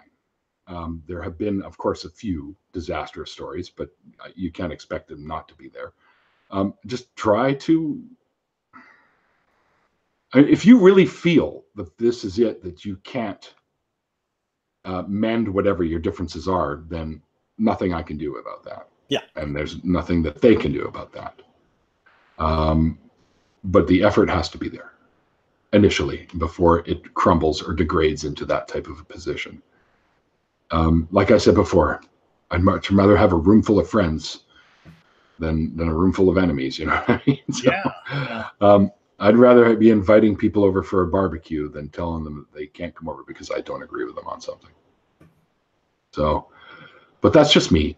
I'm pretty easygoing. That whole dudism thing kind of, I guess, is right there with that. Like, whoa, dude, fuck, chill. Yep. Let's shelf this shit for now. Let's have a couple of beers and we'll bring it up later and see if we can come to some kind of an agreement. Yeah, a lot of time people need to sleep on it. Yeah. And speaking of people having differences, do you have, are there some debaters, famous debaters who you particularly enjoyed, who you particularly liked or have respect for? The list is fairly big, actually. What are, say, the top 5 then? This should be easy. Top 5. Or 6 or 7. I would say, we don't have to count it perfectly here. Number 1 for me, one of the first that I came across on YouTube is Christopher Hitchens. Me too. The way he would speak, I was sitting back watching his stuff, and I was just like, wow. Yeah. It's like he's like a fucking puppet master. He just had me mesmerized when he would speak. He passed away way too early. Indeed, he did. Yeah. Indeed, he did. Another one would be that I took to right away, and believe it or not, it wasn't so much for the debate skills; it was more for the hair. Would be Aaron Rawl. Yeah, I figured way up high on that list for you. Well, for sure. I mean, the dude has, for somebody that doesn't really have like a degree, so to speak, he has so knowledgeable in the field of evolution and phylogeny, taxonomy, all that stuff. It's all interconnected anyways, but he has such knowledge in that. Well, he's a heck of a nice guy. I met him in person when he went here a few years ago visiting the BC Humanists. I'm a member there too. And I gave him a ride back to his hotel from Vancouver here to Richmond. And we're just having a very nice chat in the vehicle. His wife was with him too. So the 3 of us all had a very nice chat on the way back, and just real down to earth, real nice guy. I have nothing but good to say about him. He even gave me some tips for video production and things like that. And you're right. He's very knowledgeable and just real interesting. Exactly. And I was able to be in one of his Patreon hangouts and chat that's great. Which is like, that's one thing off my bucket list. Now it's to meet him in person. And I'm hoping that I do when I'm in Texas. So I do plan on at least trying to meet all the guys that I have some respect for. I would say Matt Dillahunty is another one that I have a huge amount of respect for, the way he handles himself. Oh, yeah. But for him, it's almost like a gimme because he's done so much biblical study that he knows the shit inside and out. So he can snap at those points. I wish I had that capability to do that. I mean, I'm not He's got a real too advantage. bad. Yeah. Yeah. Well, he was he knows it studying far to be better a than I do. minister. He was studying to be a minister, right? Yes. Yeah. And I would say I've seen, now we'll go on to some, not so much religion end of it, but more the scientific side of it. I've seen Sean Carroll do some debates. He's a smart guy. And very, very much enjoy him. Yeah. And also Lawrence Krauss was another one that I've seen him talking debates, or even Richard Dawkins too. I mean, there's so many names, dude, like Sam Harris. Yeah. There's so many that I could bring up that I have respect for. Peter Boghossian. For the way they handle these types of things. And I've learned bits and pieces off of each and every one of them. Lawrence Krauss, at one of the presentations, they wanted to separate the men and the women. And so he walked off the stage. He said, I'm not going to participate in this if you're going to be separating men from women. And then they tried to plead with him to get him back, and he just refused to budge on that point. So then they got rid of the segregation, and he came back. I thought, good for him. I have total respect for him for that. Yeah, I remember that, actually. Yeah. I remember that. And I was pretty much saying, I was like, yeah. Right? Good for you, buddy. Good for you. And one of the things that he said that always sort of stuck with me, you're in a restaurant. You're choking. You have two options. I can come and do Heimlich maneuver or whatever the fuck maneuver they're using these days to clear your airways, or I can pray for you. Pick one. Yeah. Right? And I'm sure even if the most fundamentalist religious person is going to go, please come and help me. Which I think underlines that, that who knows? I could be way off on this, but I think that to me speaks volumes that, okay, do you really believe what you believe? If you're not willing to take the prayer option? Yeah, it really brings up the question of genuine commitment. This question I have for you is it's asking for two perspectives. I'm wondering, where do you think the world will probably be 150 years from now, and where do you hope it will be? 150 years, that's a lot of time. Roughly. Just a general idea. Like, do you think we're going in the right direction, or? Well, it depends on, that is a loaded. That's a big question.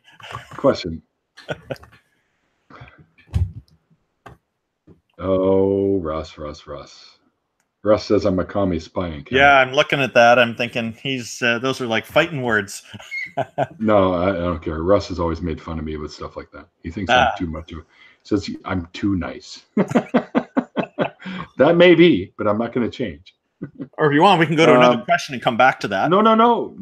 I already know what I'm going to say. Oh, okay, great. 150 years is a long time, especially when we're talking about technological advancements. I mean, you got to think that technology can pretty much double itself almost exponentially every 6 to 8 months nowadays. Yeah. Or if not sooner. I'd still see that. I don't see religion going anywhere for a while. Unfortunately, I'd like to see its decline come a little faster. Now, there's some newer information that I've seen recently that nuns are on the rise. They almost make up a quarter of the population, or a little over a quarter of the population in the US. And I've heard a lot of atheists misrepresent that as, oh yeah, atheism's growing. We're now one quarter. It's not that they're all atheists, you jackasses. Some of them are agnostics.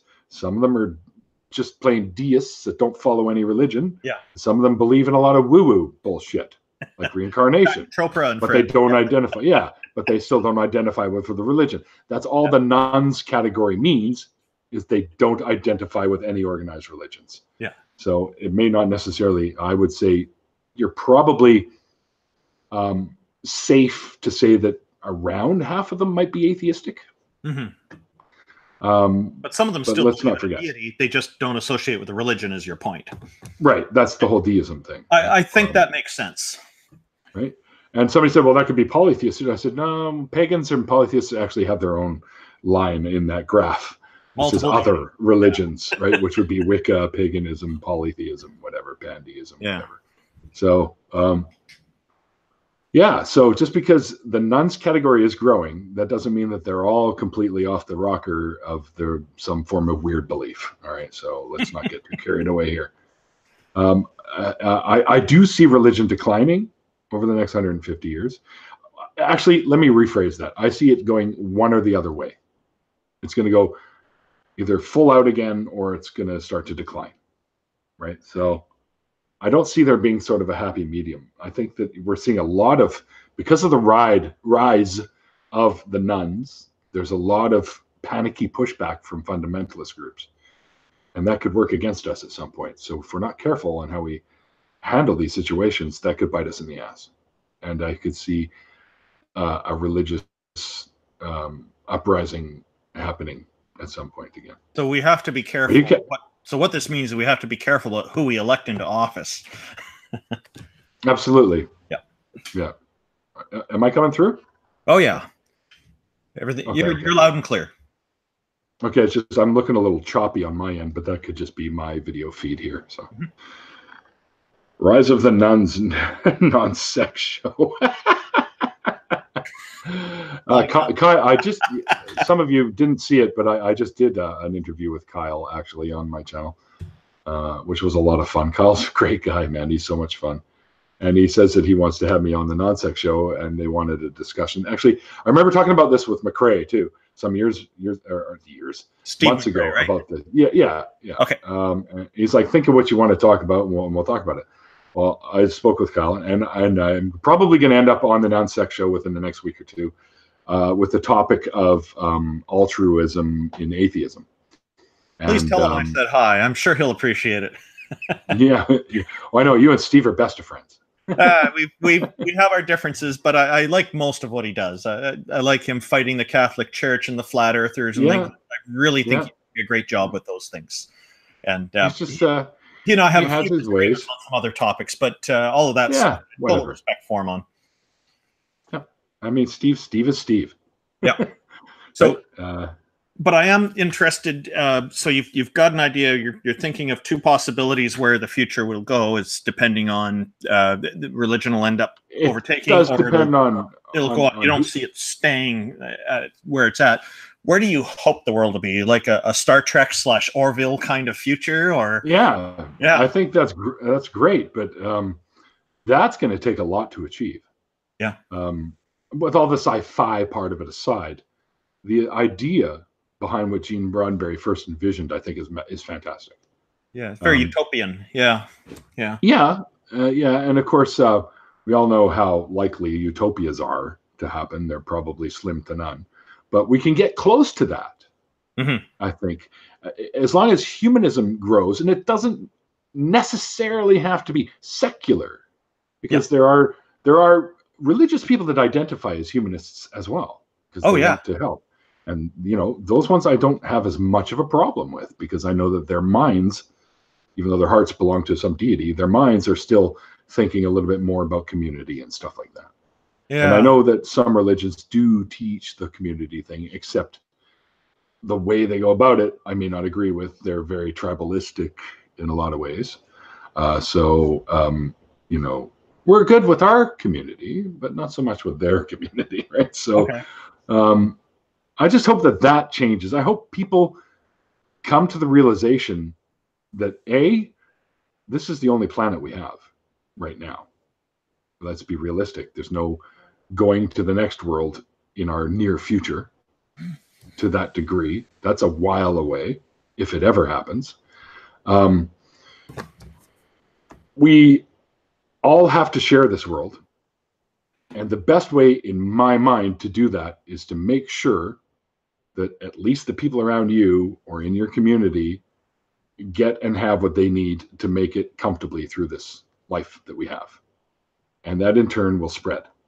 And or something along those lines, right? Like making sure people's well-being is there I've always believed this will ultimately come back to you and your well-being. And it makes me feel good when I help other people, right? Yeah. even if I don't get much out of it, I've known that I've done something. I've left some kind of legacy here that people can feel inspired by.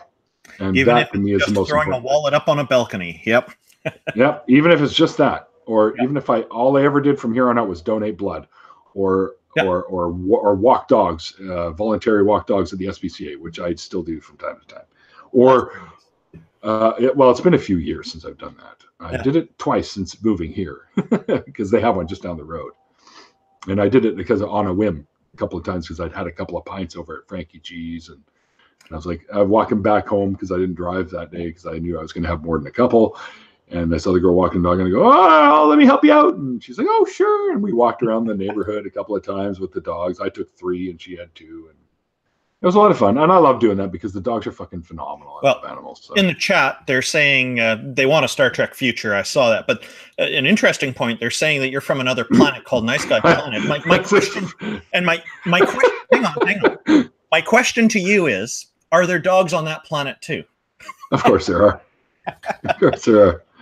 Yeah, Russ has this fun little thing that he does called fun facts, or so-and-so fun facts when we do these types of things. Real fun facts. I see it there, yeah. Hilarious little things there, which just cracks me up every time. Yeah. Russ, you're a funny boy. Actually, Frustrated Atheist was my very first interview on the channel. So, yeah, that was a good interview. Yeah, that was a long time ago. I've been watching your interviews, so that's partly why I'm happy to be here. That was a long time ago. Hey, Russ, you remember those days? Back before we had flying cars. Remember that?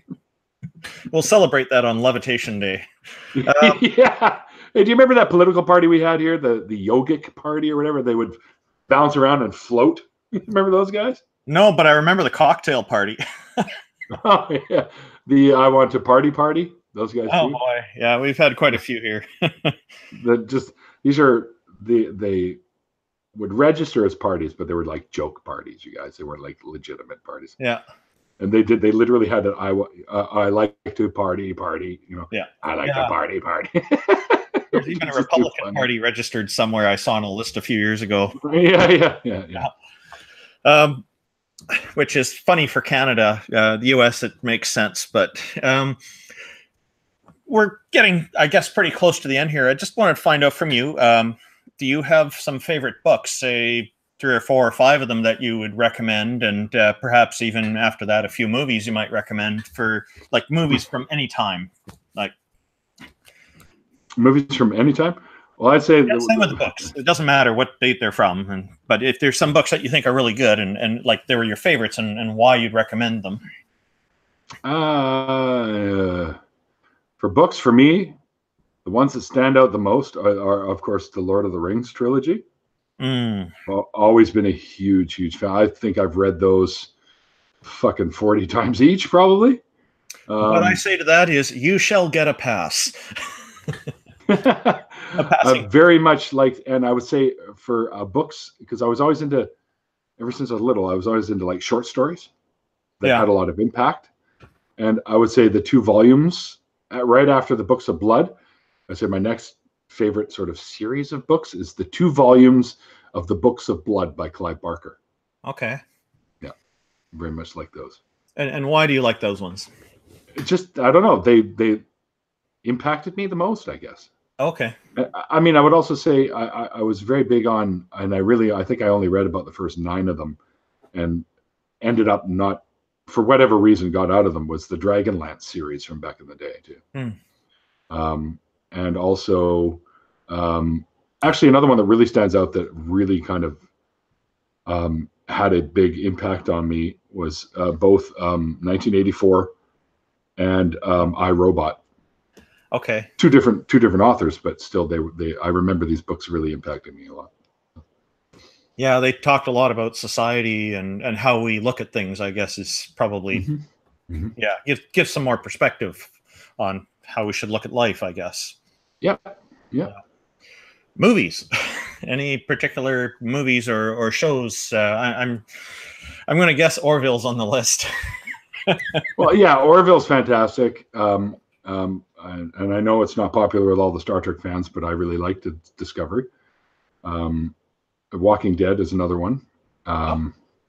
for TV shows, anyways. I really like The Walking Dead.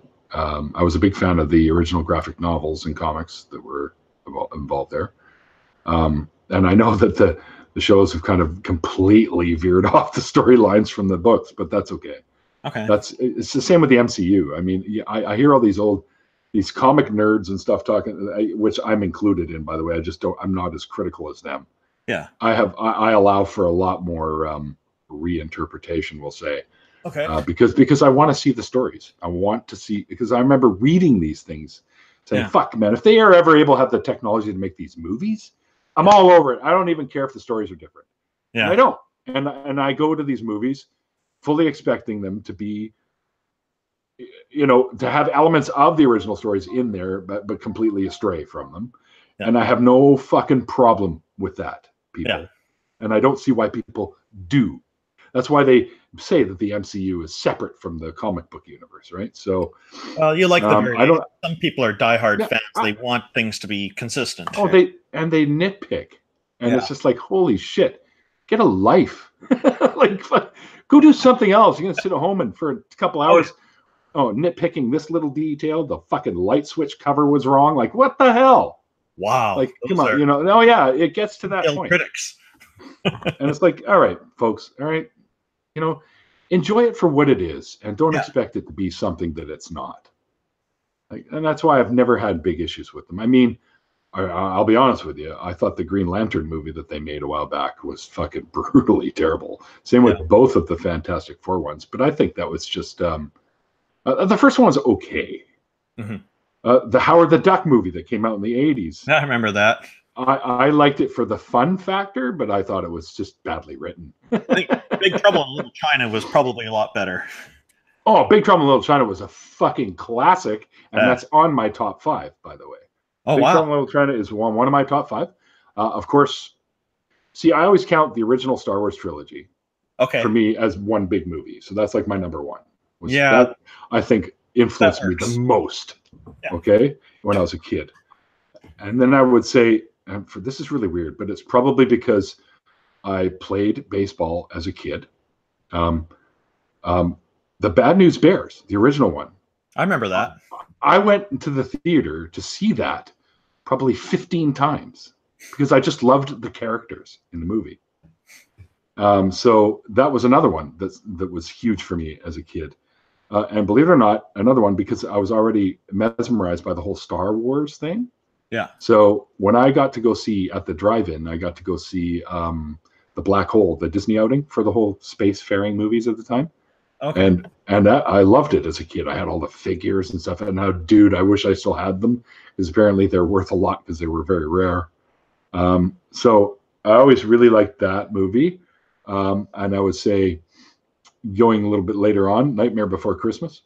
When Tim Burton started making movies like stuff like Beetlejuice and Nightmare Before Christmas and the original Addams Family movie and stuff like that. Like those are all really, really awesome for me. And of course, Big Trouble in Little China. And I think another one that when I was a kid that I went to the theater to see over and over and over again was Gumball Rally, which was the precursor to all the Cannonball Runs you guys might be familiar with. and that's the day that I fell in love with the AC Cobra. Oh, for the car. What is my all-time favorite car? AC Cobra. It's a car. Yeah. Okay. Yeah. I don't know cars, so. I always thought Tim Burton. Whenever I first started seeing Tim Burton's movie, which includes like the first couple of Batmans with Michael Keaton and stuff like that. Yeah. When I remember first seeing his style, and I thought, holy shit, it's like he's looking into my head. Because I was very influenced as a kid by the books from people like Dr. Seuss, and you can see a lot of that influence in Burton's designs as well, the curly Q mountains and the weird looking things, and I thought that just reflected my mental imagery as well, so I could identify with Burton as well. So in that respect, and Neil Gaiman was another one that I had a lot of. Then he's more of a comic book thing. He did Sandman and American Gods and stuff like that, which you can see on TV. Which I've watched the first few episodes, and I quite enjoyed them, and I have them set aside to my binge list for a later date because I'm watching too many others right now. But yeah, ask Neil about Luminous. He already did, David. Where were you? It's one of the things we talked about earlier. Later. Hi, David. Luminous is my band, by the way, people, and we can be found on SoundCloud. And speaking of I think band, 9 or 10 of our tunes. Yeah. Do you have some closing thoughts on all of this that you wanted to share that you think we might have missed in this conversation? I don't really think we missed much, man. We were kind of all over the spectrum here today. Yeah. Not just about my deconversion story, which was a long, drawn-out process, as we now all realize. Ultimately, I don't think there's nothing that really jumps to mind that I need a closing thought on. The only thing I generally tell people for a closing thought type of thing is, fuck, you know what? You only get to go around once. So just be the best example of a decent person that you can be. Be the best you that you can be. Yeah. That's all I can tell people, right? Just live good, have fun. Like, don't be so overly paranoid about, I mean, I'm a smoker and I know it's bad for you, but right now, there are plans to give it up at some point. They're in the works. I'm working on it because I know it's not bad, but I still kind of enjoy doing it, right? Like, it's a stress relief for me. And for me, I enjoy my beers. For me, I like milkshakes, and I know they're bad for me. We've all got our places, right? Yeah. I don't look at milkshakes as a vice, dude. Because I like them too. Depends how many you drink. Of course, but everything in moderation is doable. Right? But the smoking thing is something that it's like anything. People. You can worry about all this stuff and only eat healthy stuff and only do healthy things. Die.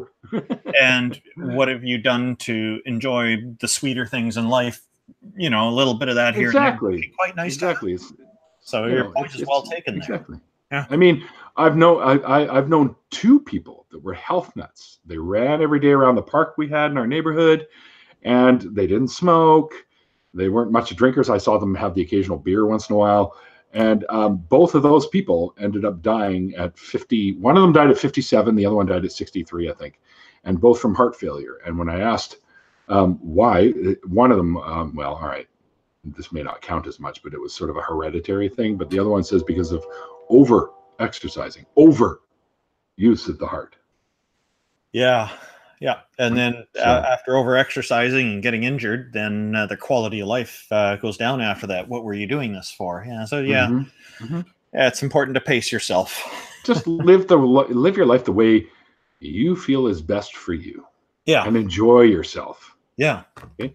Don't focus on all the bullshit because that's just going to drag you down. And I realize that there are times when you have to, but deal with it quickly and then get back to enjoying life again. That's what I do. Well, it gets into sometimes, making. Don't get overly dramatic about shit too. Yeah, and very often, like that, you're faced with some important decisions to make. It's very often the more difficult decision that's the correct one. So there's that aspect to life as well. Yeah. There's a certain responsibility we have to have in our lives, otherwise we can lose everything. So of course, I'm not saying I don't pay attention to the things that you have to. Mix it together. Of course, you deal with that first. Get that shit out of the way, and then continue enjoying your life. Yeah, exactly. Right? Pay your bills, and the rest will be good. It's good to go. Right? So, you gotta have a roof over your head. You gotta have food. You gotta have clothes. Make sure those things are taken care of, and everything else is basically whatever you want it to be. Yeah, for most people, having friends is pretty important. So yeah, we're social by nature. Yeah, we are social animals. Yeah. Right. Somebody wrote, frustrated atheist writing, bills are for chumps. Bills are for chumps. That's Russ again. Bills are for chumps. Yeah. How can people find you on the internet? I need to ask you that because you're the one being interviewed. I don't know. I called Google and told them I wanted nothing to be put in their search. No, I'm just kidding. Websites, Twitter handles, YouTube channel. It's not like I'm hard to fucking find. Yeah. I have a Facebook under my real name, Neil Bernstein. You can find me through there. You can also get in touch with me for the very inactive Lifeblood Entertainment page on Facebook, or the very inactive Liminus page on Facebook. You can find Liminus on SoundCloud. By the way, Liminus is spelled Liminis. It's Latin for on the threshold. And there's a whole story behind that, which I'll get into another day. Most of you probably already heard it. I can be found on Twitter at 604Atheist or at Neil_Sayers13, which is also my other channel, Sayers13, which is my gaming Yu-Gi-Oh channel. Yes, that's right. I play a children's card game, and I don't care what you think. And I also have the Liminus channel, which David Worley has so kindly put up some of our worst performances up there. See, back in the day, we were still ironing shit out, and we had these tunes we were getting to do, and we got to play live a bunch of times, and people would film it. And of course, I think 3 of the occasions where people filmed these performances, I was sick. I had flus because I used to get them left, right, and center back in the day. Even with flu shots, I was still getting these things. So more than likely, they were just the common colds that would attack me for whatever reason. It's probably because of my close contact working around with kids and stuff too. So I was always sick and plugged up and sounded like shit for most of them. So don't expect overwhelming performances, people, when you go look at those. But I don't care; they're still there. David Worley saying no excuses, Neil, but they're not excuses, David. They are reasons to why you're going to hear what you're hearing. Yeah. So, well, thank you for coming on Neil's Deconversion Stories YouTube series, Neil. We really appreciate you being here. Fantastic. This last one. And I guess you'll be including all the links in the YouTube channel description. For where you can find me? Maybe some point. People already know where they can go. Yeah. Me, so I'll probably stick them in there at some point. But I like Frustrated Atheists last one there. Not the joke, Neil, love you, buddy. But I Googled bandana-clad hippie. Oh, stop it, Google. Bandana-clad hippie who hasn't given me my damn Ninja Turtle Batman crossover comics, and Neil popped right up. Wow, that's pretty good. If you're going to be at Faithless Forum, I'll bring them with me, but you got to be there. Well, Neil worked. Google worked for him because he found you. Yeah. There you go. Kudos to Google for figuring that out. Yeah. That's pretty distinct description too. So yeah, that's funny. Wow, this one went 2 hours, guys. Yeah. So, shall we wrap this up? Do you want to say this together, this last line? Sure. Okay. All right, ready? 3, 2, 1. It's called faith because it's not knowledge. It's not knowledge. That didn't work out. We should have practiced. Go ahead and say it again. Okay, who cares? It doesn't matter. They all know what the expression is. Yep. All right, guys.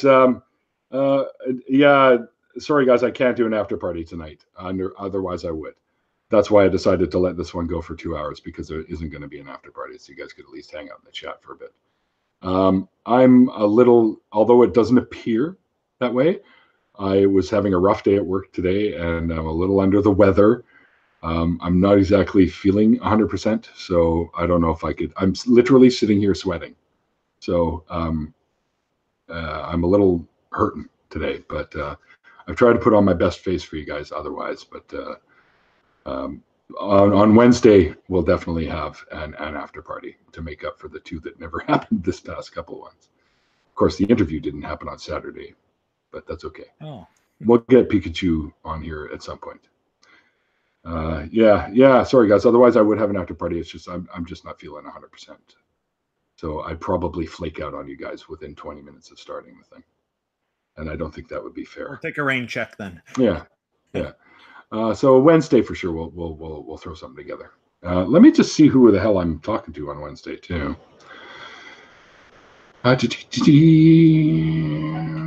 Oh, actually, I still don't have anyone scheduled for Wednesday.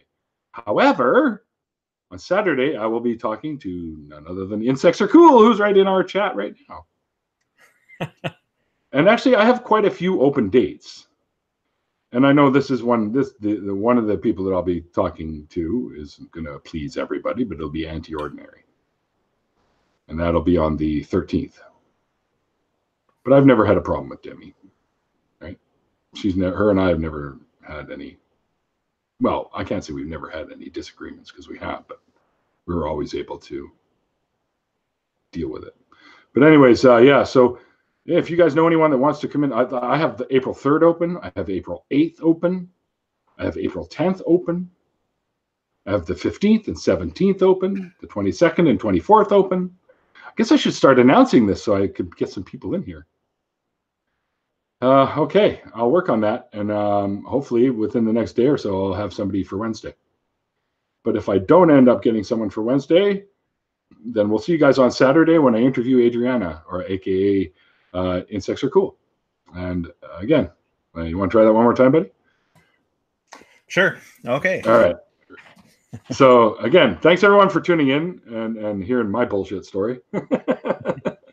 And thanks, Randolph, for doing this. I think it was kind of cool that you got to run the questions today, and I get to take a break and just be the answering idiot. Yeah, I really enjoyed this. Thank you for Not that having me I on think everyone I interviewed. Yeah. Well, you are the host tonight. I'm the one being interviewed. So, all right, and look forward to Randolph and I working together with a call-in show here in our own little city here, which should at some point happen. We're still working out details and hashing out stuff. So, all right, Randolph, you ready? 3, 2, 1.